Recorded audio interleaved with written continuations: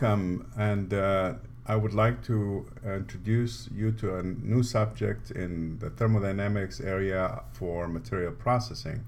We will talk today about the thermodynamics of mixing. As we know, to make an alloy, we have to take individual components and mix them together. So we want to know essentially what happens to the properties, thermodynamic properties of this alloy when it's mixed together. Are they different from the individual properties? In other words, what is the entropy in the mixed state as compared to the state that is unmixed? What is the corresponding enthalpy, and what is the corresponding free energy, and so forth. So this is the basic idea that we're going to discuss today. So we're going to start looking at mixing of what we call ideal solutions. In ideal solutions, we assume that there's no interaction, not a very strong interaction between the different components when they're mixed together. We all know about an ideal gas, for example.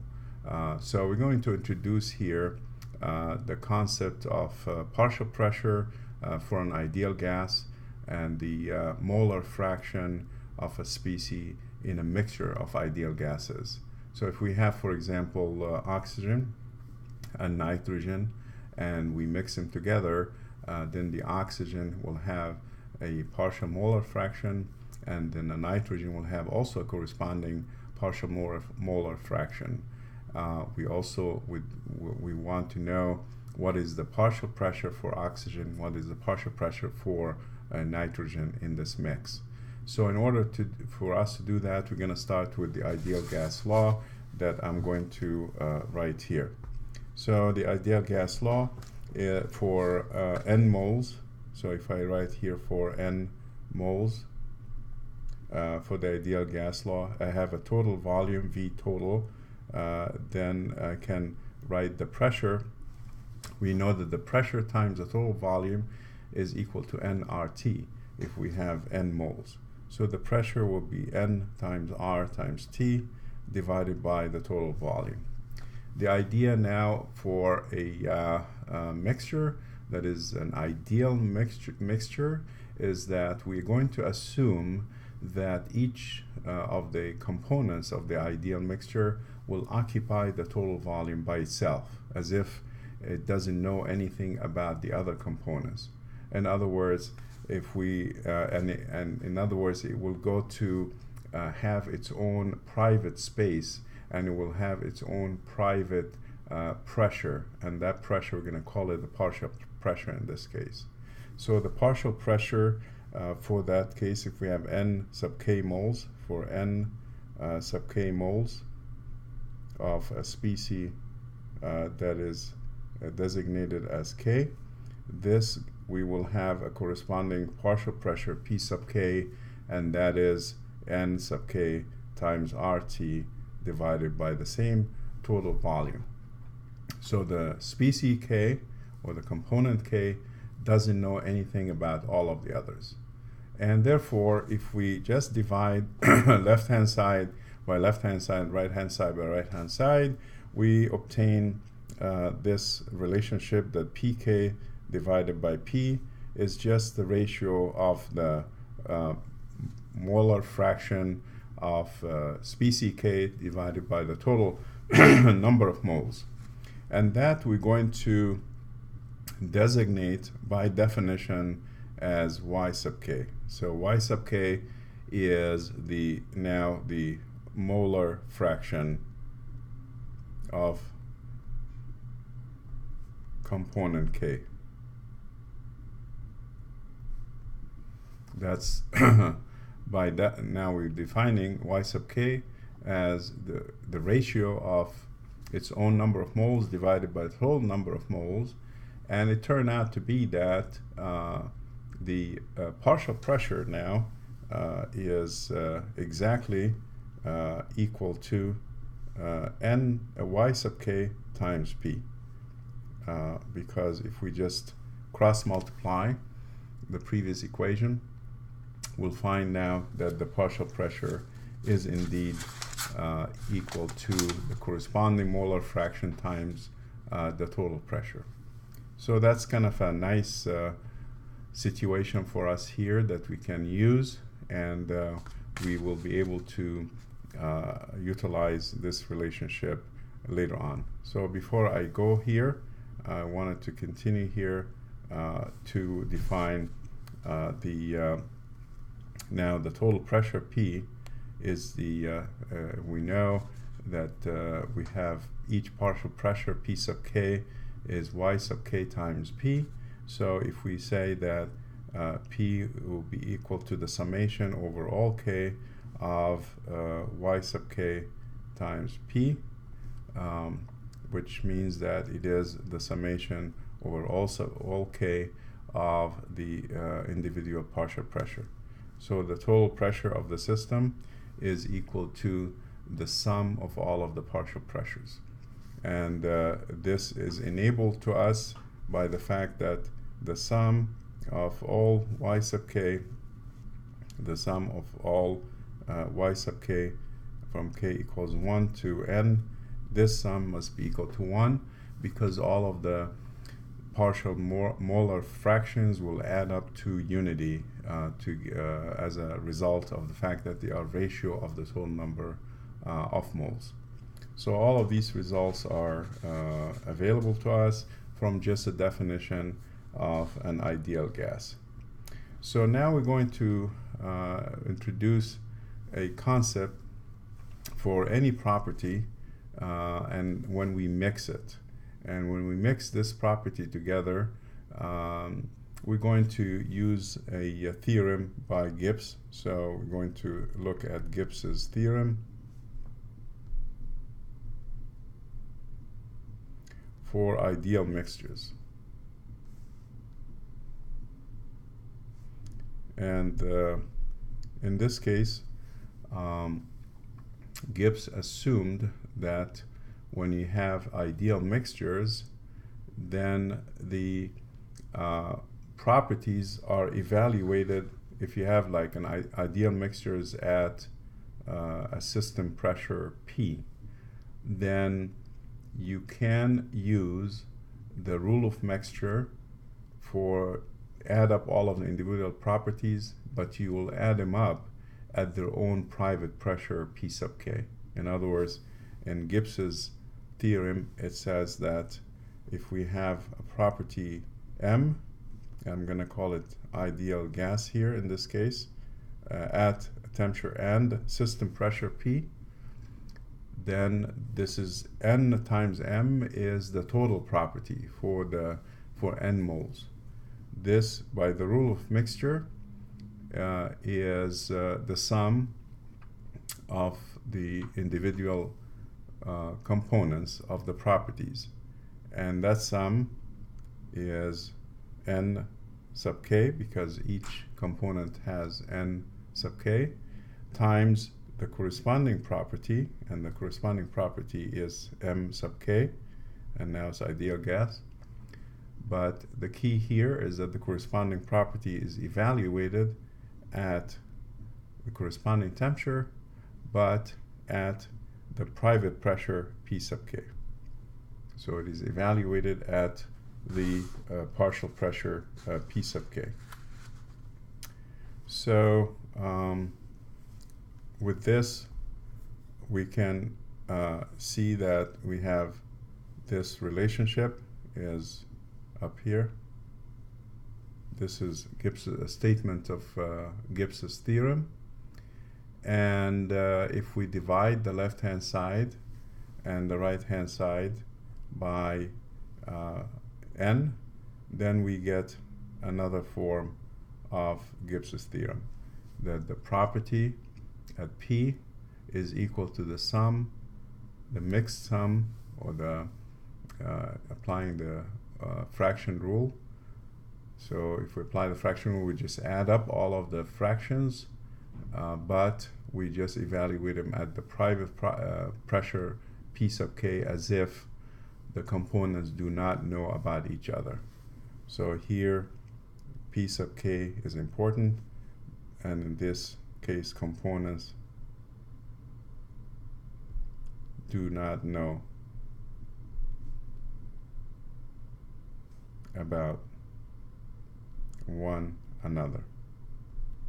That's kind of the meaning of Gibbs's theorem for ideal systems or ideal gases. So with that, we can define now a difference between a real system when you mix them at pressure P from the ideal system. And we're going to define now the difference in that. So we're going to define delta M due to mixing in an ideal system. So that delta M, I'm going to assume that everything is at the same temperature. So we're going to write it as M of the ideal gas at the system pressure P minus the corresponding rule of mixture, and the rule of mixture now of M sub K at the corresponding pressure P. In other words, we are defining now the difference between the actual property at the system pressure P from the corresponding rule of mixture at the system pressure P. And as we can see from previous one here, then we can see that this value here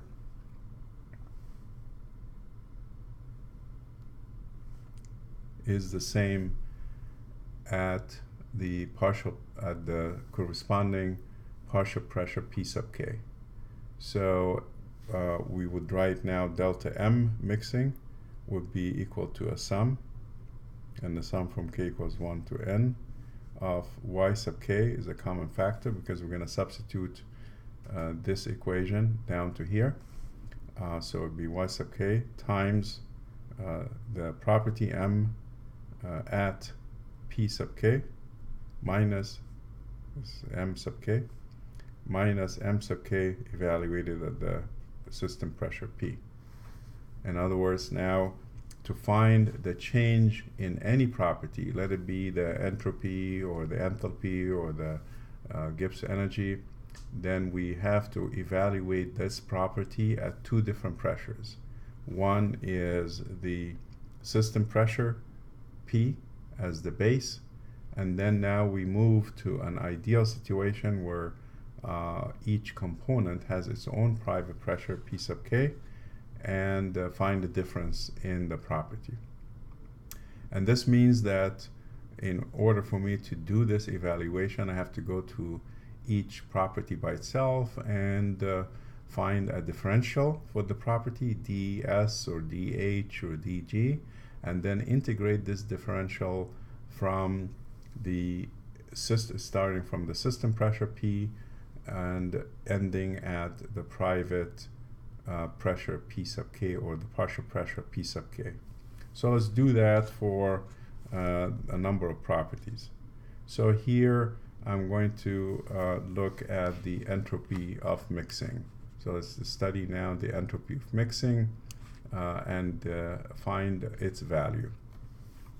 According to the previous equation, we need to find a differential. So we're going to write a differential ds and integrate it. So ds is equal to Cp over T dt minus, or we have plus, we're just going to write it here, plus ds by dp at constant temperature dp. That's what we had before. From Maxwell's relationship, the ds by dp is replaced by minus dv by dt at constant pressure. So we have Cp over T dt minus dv by dp by dt at constant pressure dp.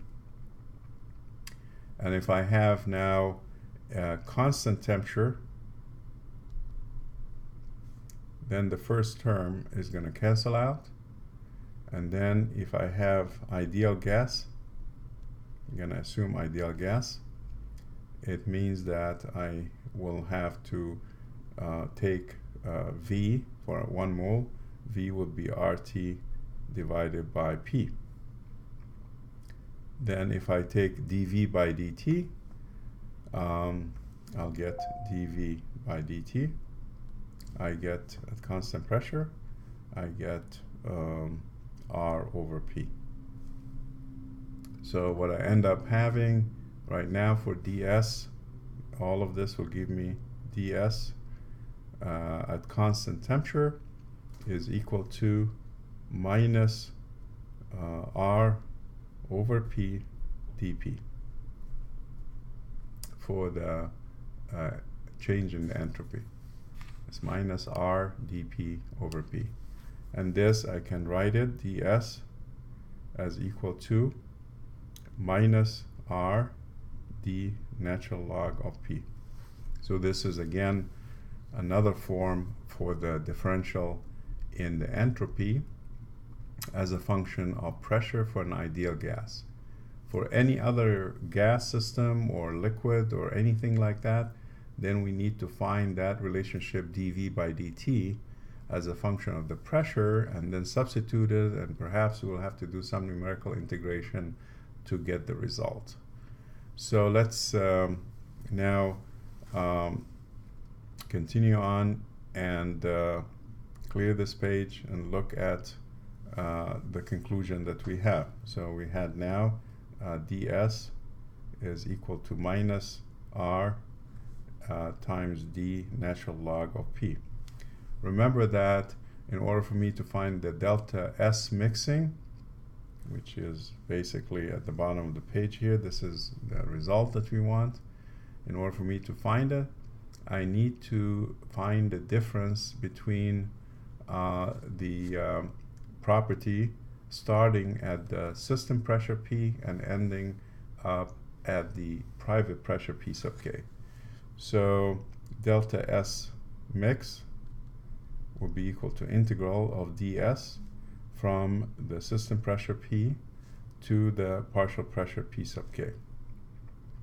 And this will be minus R, the integral from P to P sub K of d ln of P.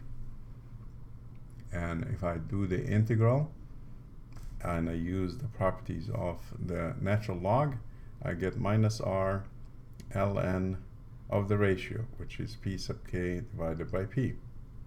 And the ratio of P sub K divided by P, we identified that as Y sub K, which is a partial molar fraction.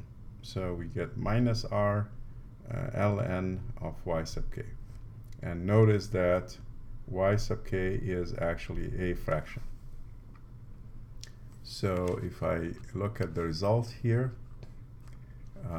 you see that the result gives me delta S mix equals minus R times ln of Y sub K, and that is for if we have only one component K. And notice that if I wanted to have it for all of the components, I have to do the sum of Y sub K times that difference. So from the previous example that we have here, we'll see that you have to get the sum of Y sub K times the difference between the property at P sub K and the property at P of M sub K. And that's what we did in this equation. So this delta S mix is delta S mix for component K that we have done. So that's for component K. So in order for us to get it for the entire system, we just have to add up for all components, and we add them up with the fraction rule that you have Y sub K times that difference. So let's do that here, and therefore we would have now the final result is delta S mix is total is the sum of y sub k times delta S mix for component k, which we obtained before, and this gives us the sum of y sub k times r, each one of them is minus r actually, times ln of y sub k. So if I take the r outside of the summation, I have now the delta S mix is equal to minus r, and then I have a summation going from k equals 1 to n of y sub k ln of y sub k. And it is important to note that this delta S mix, which is the difference between S ideal gas minus that sum here using the fraction rule at the system pressure P. Okay, so that difference is written as a minus. I have a minus sign here, and I have the R is positive and y sub k is positive, but the ln of y sub k, you have to be careful because y sub k itself is a fraction. The maximum value of y sub k is 1. So if you have any fraction from 0 to 1, the natural log of that fraction is negative number. And therefore, we conclude that delta S mix, the mixing, if we mix any substances together, must be positive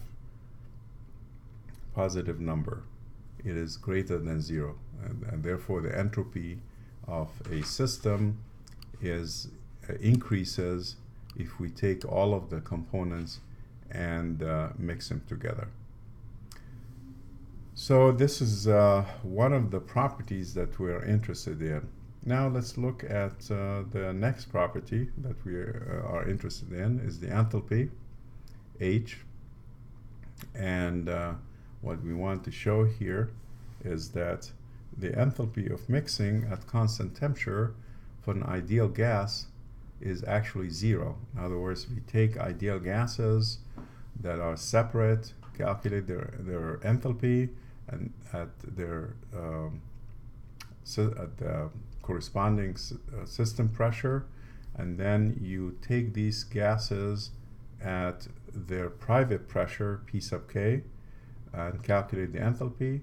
You find that there is no difference in the value of the enthalpy of the mixture.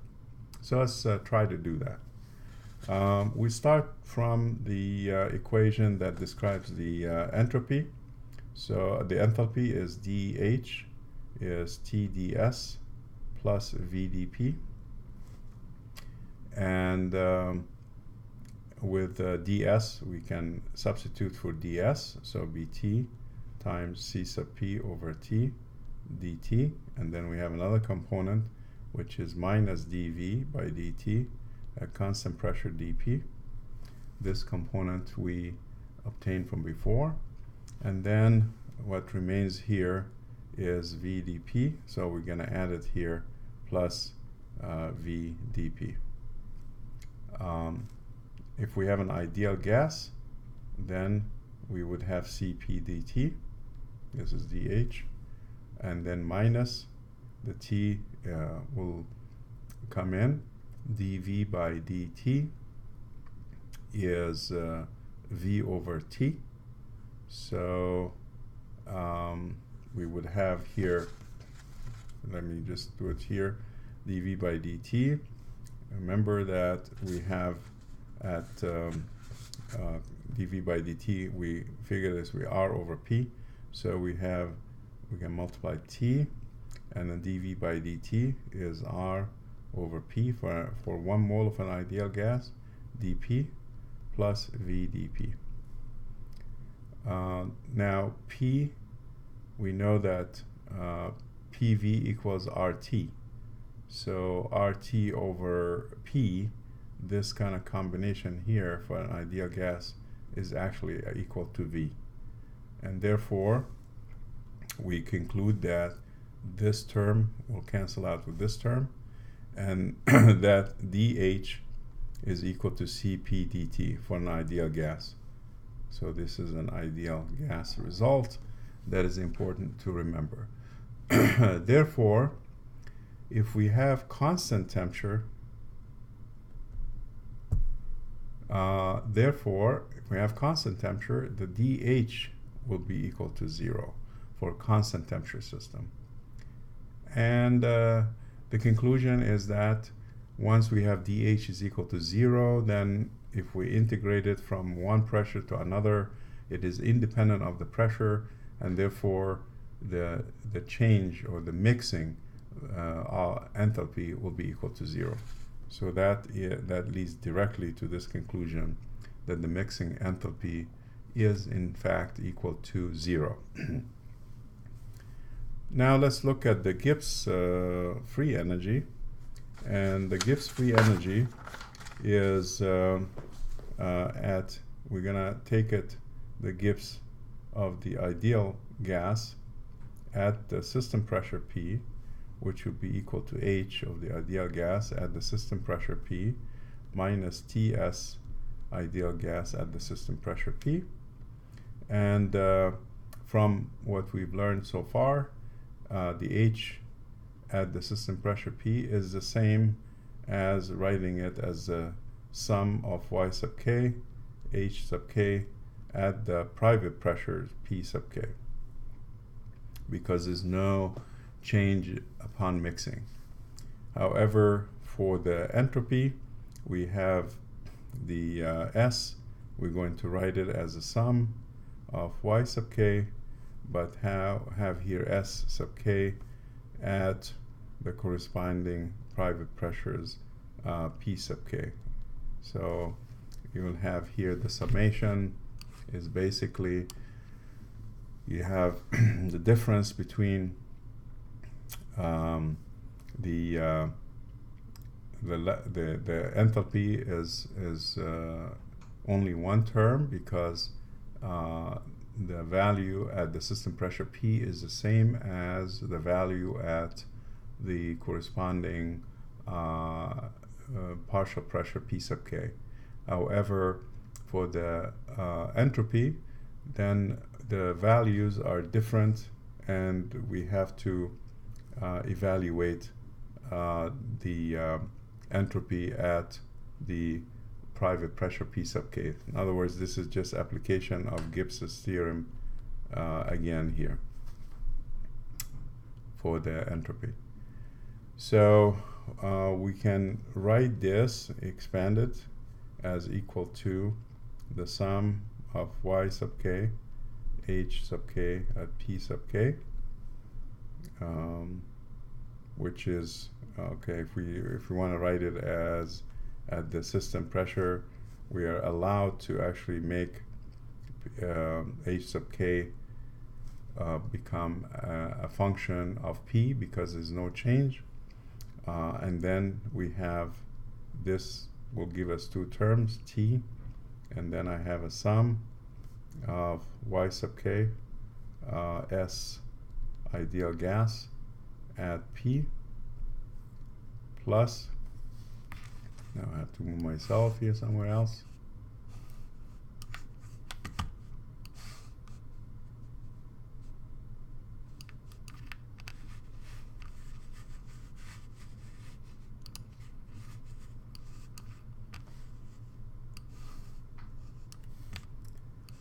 and then I just add to this equation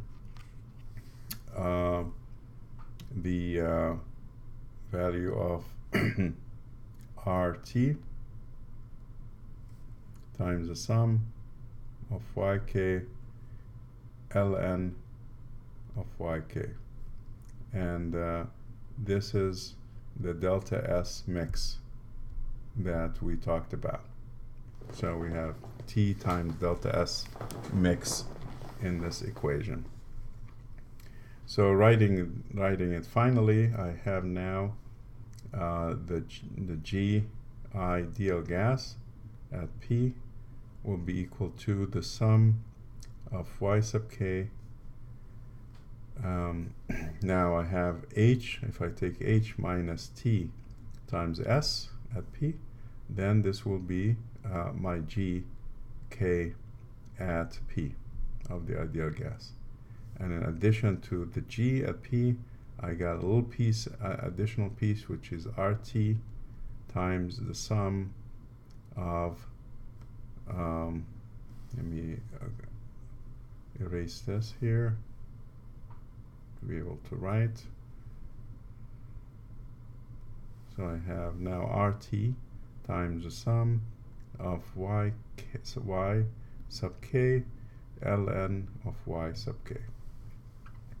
So finally now I have an equation that can give me the Gibbs free energy for an ideal gas as a function of the Gibbs energy of the individual components. So what it means is that I can use the rule of mixture for the individual components, but I add another piece here that is in fact the delta G mixing. In other words, this is the free energy, the Gibbs free energy for mixing, and the Gibbs free energy for mixing, as we can see here, it is actually negative because the fraction, each fraction is a negative number. So with that, I think we have a pretty good idea about how to compute the values of the properties of the material when we mix them together. Let's now move on to another type of computation in which we want to find what happens to the chemical potential. What happens to the chemical potential once we mix the components together. So let's move on to the chemical potential idea. And what I would like to do is find a way to calculate the chemical potential of a component I in a mixture of elements or components. So I'll start here by writing the above formula for a number of moles n. So if I have a number of moles n times G ideal gas, this will be the sum. If I multiply the previous equation by lowercase n left and right, so the left will be n times Ig, the right will be n sub k. Every y sub k, once we multiply by lowercase n, then we get n sub k. And here, so we get n sub k, G sub k, ideal gas, plus the value for mixing, which is RT times the summation of n sub k ln of y sub k. And y sub k here is n sub k over n. So I have now an expression that gives me the total entropy, the total Gibbs energy of the system composed of components k, where k goes from 1 to n in here. I would like now to use this and find a value for the chemical potential. And the chemical potential of species I is the, as we know, is the derivative of the total Gibbs energy with respect to the composition of species I. That's how it is defined. So we're going to write here mu I, ideal gas, is equal to d by dni of ng. That's how it is defined. And therefore I need to take the derivative of the first term and also the derivative of the second term. Let's talk about it for a minute. If you take the derivative of a sum that contains nk and you take the derivative with respect to ni, then if you have any other concentration for any component that is different from ni, the derivative is going to be 0 because it's a partial derivative. if you have the same component I, then the derivative is going to be 1. So it's either 0 or 1, as we learned before. So you have it's like a delta function. So that's kind of a selective derivative. In other words, you would just have to focus on the term I in the series, because you have a series in the summations, and take its derivative. So let's do that for the first one. Here we have the first one will be, if I have a series and I have to focus on term number I, then it will be, we ignore everything in the series except for term I. That will be ni times gi, and I take the derivative of that with respect to ni. Then g sub I is constant, and the derivative of n sub I with respect to itself is 1. Therefore, the first term is going to give me simply g sub I ideal gas. And then I have the next term is RT, as you can see here, and then I move in. So what I'd like to do is take d by dni of that sum, and the sum is the sum here. I'm going to use the property of the logarithms, that ln of the ratio is ln is of the different ln of nk minus ln of n. I'm going to use this. So when I use it, and I move myself up here, then I get the following. I have this will be n sub k ln n sub k minus n ln of n. That would be the expression that I'd like to do. And now if I take the derivative, again, I have to be the d by dni. It selects term ni. It selects term I in the series, because here I have k equals 1 to n. Then the derivative will select term n sub I, or term I in the series. So in that case, I have the derivative. I get g sub I ig plus RT, and then I have the first times the derivative of the second, and I have only terms I, so it would be ni times the derivative of the second, which is d by dni of the ln of ni, plus the second times the derivative of the first, which is ln of ni, times derivative of ni is 1, so it's to be times 1, minus, now I go to the next one. The next one, I'm going to expand it with the chain rule again, so it would be first times the derivative of the second. Derivative of n is 1 over n. The derivative of n with respect to ni is just 1, so I have 1 plus ln times 1, because second is ln times 1, times another 1 here, and I get the final result. So with this, I'm able to find, if you look at the page now, you find that we wrote here the total Gibbs energy Ng as the sum of the mixture of Gibbs energies of components K at the corresponding system pressure, plus the Gibbs energy due to mixing, which is RT times the sum. And then we are going to define the mu as the partial molar derivative of the total energy Ng with respect to the variable Ni. So this is ideal gas here. from the first term, we learned that it's a selective derivative, so it selects term I from here, gives you that. And then, again, from this, you have to write it into two pieces, nk and n. So this is the nk and this is the n, using the properties of the logarithms.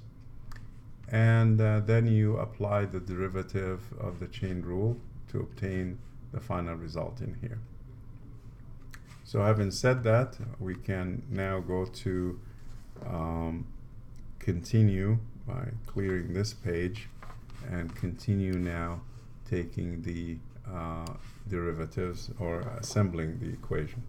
Assembly the equation, I have now mu sub I, ideal gas, is equal to G sub I, ideal gas, plus RT, and the RT, the first term is 1 plus ln of Ni, and the second term is like this, minus 1 minus ln of n. So I have basically two terms in here. And then I can assemble those, and I have mu I ideal gas now is Gi ideal gas plus RT. This is the 1, it's going to cancel the 1, and then I have ln of Ni over n. And note that ln of Ni over n, this is the y sub I. So we finally have mu sub I ideal gas is equal to G sub I ideal gas plus RT ln of y sub I, and that is what we wanted to prove in the first place. We wanted to show that actually the value of the chemical potential is equal to the value of the Gibbs free energy of the component by itself, plus an additional part that comes from the mixing. An additional part that comes from the mixing is RT times the natural log of the molar fraction. Since the molar fraction is a fraction, then the natural log of a fraction is actually negative, and therefore the chemical potential of a species I in the mixture is the same as its own Gibbs energy by itself, but it is decreased due to the mixing by its own partial molar fraction in the system. And that's kind of the final result that we have in here. Next, we can look at systems that are not actually gases. And we talked about gases because it was easier to do the relationship between the pressure and the volume. If we assume ideal gas, PV is equal to RT, and the relationship is easy, and then we can integrate over the pressure. But if we have liquids or we have solids, then we have to do the process by numerical integration. But however, we get a very similar set of equations to what we had before, and that is what we have here, ideal liquid solutions. So in ideal liquid solutions, essentially what we have is we're going to use now, instead of the symbol Y, so we use the symbol Y, I as equal to Ni over N for gas. Then we're going to use Xi as equal to Ni over N for liquid or solid. And the relationships that we have derived will continue to exist. For example, the value of the enthalpy of an ideal liquid is the mixture rule directly without any additional heat of mixing. And the volume is the same also. However, the entropy increases with the same amount that we had before, R times Xi times ln of Xi for the sum. and the free energy decreases by the RT times the sum of xi ln of xi. And the chemical potential for an ideal solution for a component in an ideal solution, let's say if I have nickel and copper, and the nickel and copper are in a liquid phase, then the chemical potential of copper in the liquid phase is equal to its own Gibbs free energy by itself, and then you have an additional part that comes from the mixing, which is plus RT ln of xi, and again, since xi is a fraction, then you have the chemical potential is less than the value of the Gibbs free energy. And we'll stop here and continue our discussions of mixing thermodynamics on the next lecture.